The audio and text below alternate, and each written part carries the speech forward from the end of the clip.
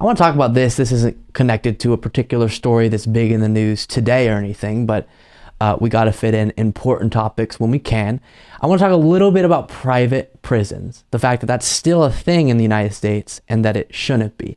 I'm sure you already know most of what this is kind of talking about, but in the United States, as we'll look at, about 8% of our prisoners are in private prisons, meaning that there is a profit motive behind incarceration, which is completely wrong. Now, the good thing is that number is low. It's not 50% of all people incarcerated, but it doesn't matter. This is still playing a role in our country, and it's still decreasing the quality of life for people. So take a look at this from an article that was published a while back from Time, but is still relevant. The real reason we should end the use of private prisons is not the conventional one. The real reason is that justice should not be administered through the prism of profit.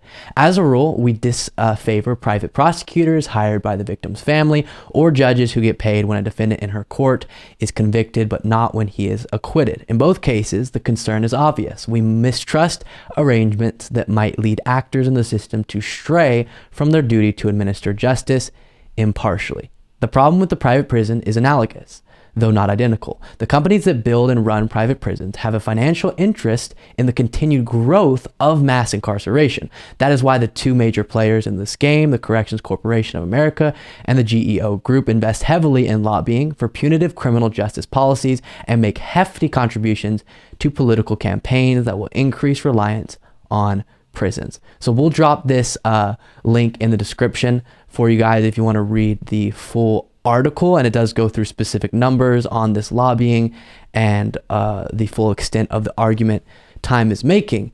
But right there is crucial, because there's been studies done, one by the Justice Department, that laid out the direct lower quality of imprisonment for the prisoners in private prisons.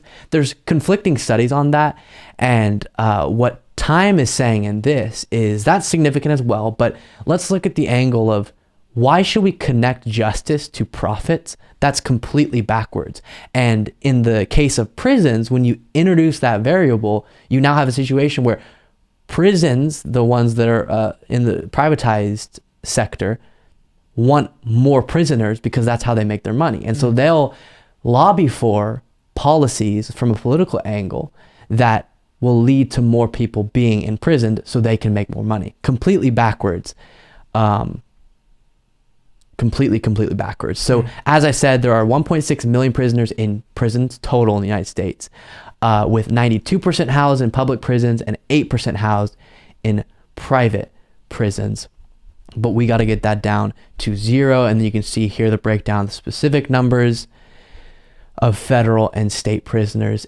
88,545 are in private state prisons, and then 27,409 are in federal private prisons. So I just wanted to highlight that today, because one of the things that's tough about politics is there's 1,000 different battlegrounds we got to be fighting on all the time, and there's also just stories that will catch our attention, and we have to get to those while also remembering the ones that are kind of always in the background that can't be forgotten. So private prisons need to go. We need to make sure that justice has nothing to do with a profit motive.